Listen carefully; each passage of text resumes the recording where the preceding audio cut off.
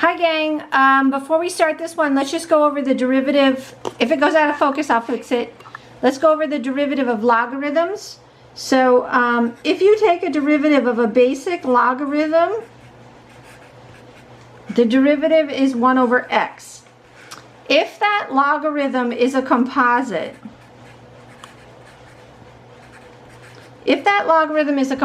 you then have to use the chain rule.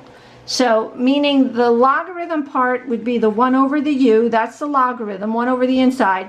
But then if this is a composite, so there's more information here, you then have to multiply it by u prime. So it ends up being u prime over u. Okay, so for instance, just like I said, if it's a basic log, the derivative here would be 1 over x. But let's say inside the log, you put something like 2x plus 5. Okay, that's considered a composite because you have an onion here. This is the inside layer, this is the outside layer.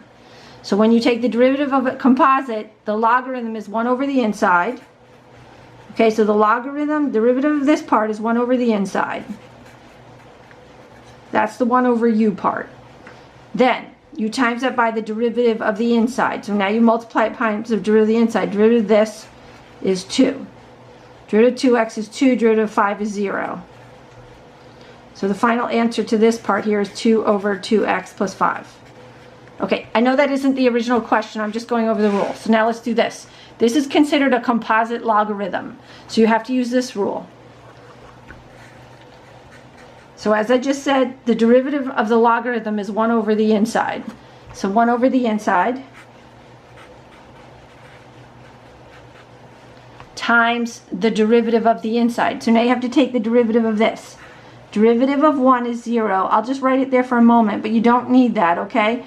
Then derivative of an e. This is a composite e. So this is a composite e, which means this has 2 layers. So the derivative of e itself is a repeat of itself, right? This is a composite e. I should have gone over the composite e. Let me back up a second. So derivative of e to the x is e to the x. A derivative of a composite e, e to the u, is what you start with times the derivative of the inner layer. So derivative of e is itself, a photocopy of itself. Derivative of u is u prime. So if you take if you have something like this inside, let's just say we start with e to the negative 3x. That's a composite. That's this case.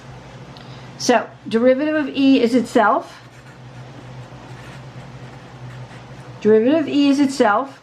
Derivative of its inner layer is negative 3. Negative 3 only. So the derivative of this is negative 3 e to the negative 3x.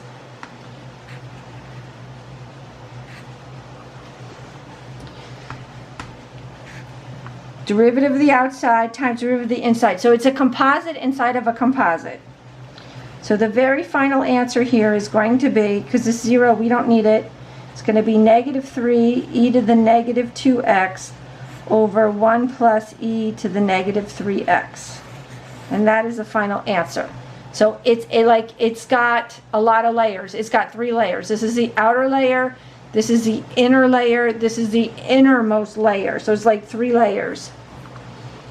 So derivative of ln is 1 over the inside, derivative of 1 is 0, derivative of e this is a composite e, so derivative of e is itself, derivative of negative 3x is negative 3, and then I just moved it over on the numerator.